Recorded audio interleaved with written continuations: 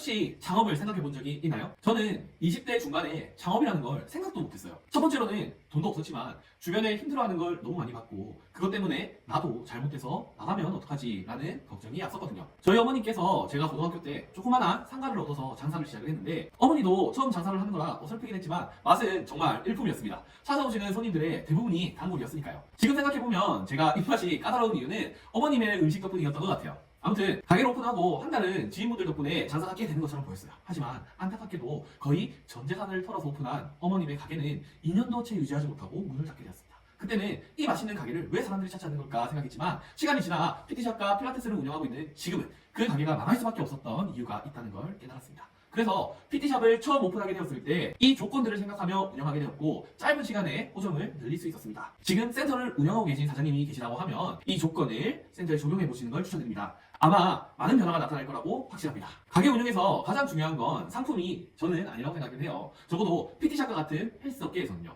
골목식당에서 많은 사장님들이 나오고 대부분 맛이 없다, 별로다, 비싸다 평가를 받지만 의외로 맛있다는 평가를 받는 가게들도 많이 있습니다. 식당에서는 맛있는 음식이 서비스라고 생각을 한다면 PT샵을 운영하기 위해 중요한 건 이 서비스뿐만이 아니라는 걸 알 수가 있습니다. 운영이 잘 되는 PT샵 헬스장이 한 트레이너 때문에 또는 좋은 머신 때문만이 아니라는 걸요. 센터는 세 가지가 아주 잘 맞물려야지 부드럽게 돌아가기 시작을 합니다. 그런데 이 중 한 가지라도 어긋나거나 부족하게 되면 점점 부자연스러워지고 결국에는 부서지게 됩니다. 잘 되는 센터의 필수 요소 세 가지는 운영과 마케팅, 관리로 구분됩니다. 이게 트레이너가 센터를 오픈할 때 가장 많이 하는 실수인데 수업을 얼만큼 잘하느냐 도 물론 중요하지만 그게 전부는 아니에요. 아는 형님 한 분이 오픈한 센터가 있었어요. 항상 잘 챙겨주시던 형님이기도 했고 또 무엇보다 성실하기 때문에 회원님들의 PT 제등록이 끊이지는 않았었던 것 같아요. 제가 처음 트레이너를 할 때 운동도 알려주시고 여러 가지 많이 챙겨주시던 분이신데 아무튼 이 형님이 지금도 센터가 아주 잘 되고 있는데 이 형님에게는 남들이 없는 한 가지가 있었어요. 그러니까 그 한 가지 때문에 어떤 현상이 일어나냐면 멀리서도 운동을 받으려고 찾아오시는 거예요. 보통 PT샵은 지역 반경을 500m에서 1km 정도로 잡는데 그 형님은 이 거리가 의미가 없어진 거예요.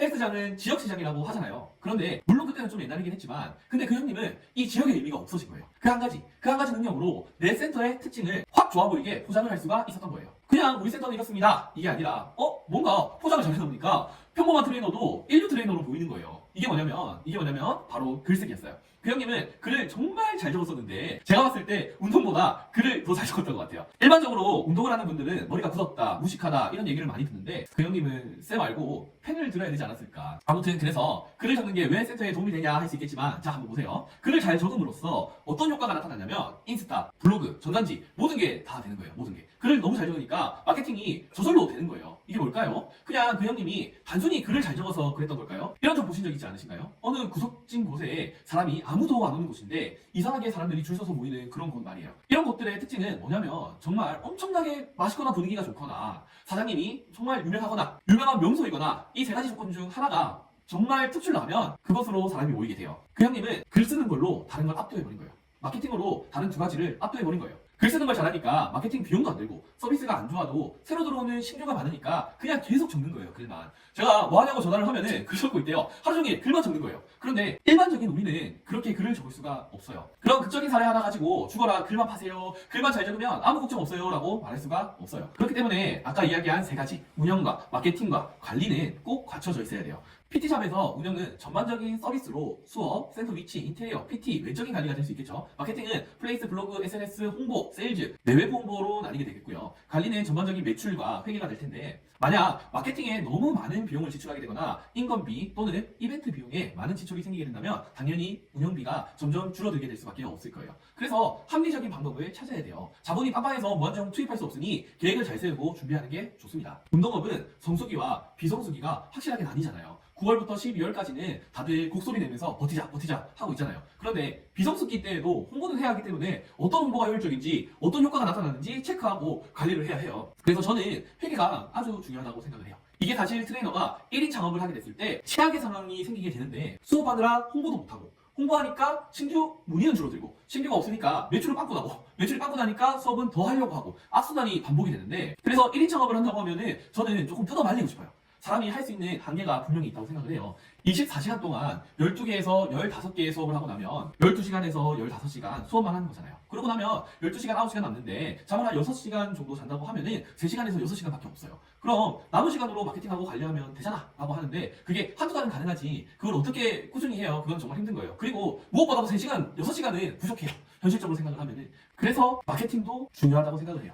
신교회님이 그래도 좀 들어오면 트레이너 구인을 할 수 있잖아요. 내가 수업하려고 하면 안 돼요, 내가. 센터를 오픈하는 트레이너의 특징이기도 한데 다른 사람들보다 그래도 조금은 수업을 잘한다고 생각을 하니까 PT샵을 오픈하려고 하는 거잖아요. 그런데 내가 수업을 하면 다른 걸 아무것도 못해요. 자, 내가 센터에서 아무리 수업을 잘해도 내 센터에서만 수업을 잘하는 줄 알지 다른 곳에서는 그거를 알 수가 없어요. 몰라요. 밖이 아니라 센터 안에서 수업을 하는 거니까요. 그럼 회원님들이 만족할 만한 트레이너들을 구인하고 직원들이 수업을 해야지 내가 다른 업무를 할 수가 있는 거예요. 제가 왜 이런 이야기를 하냐면 직원들 중에 꽤 여러 명이 PT샵을 오픈한다고 나갔는데 대부분 이걸 모르고 오픈을 하는 거예요. 제가 이야기한 친구도 있고 못한 친구도 있는데 대부분은 말해도 잘 몰라요. 왜냐면 자신감이 잔뜩 차올라 있고 또 대부분은 겪어봐야 알거든요. 저도 그랬으니까요. 내가 다른 업무를 할 여력을 만들어줘야 해요. 서비스는 우리가 이미 많이 해왔던 거니까 이제는 마케팅을 제대로 배워야 한다고 생각을 해요. 마케팅을 제대로 알면 한 달에 마케팅 비용을 얼마나 쓰면 되는지 어떤 마케팅이 효과가 있는지 어느 정도 마케팅을 했을 때 신규는 얼마나 유입될지에 대한 계획을 세울 수가 있어요.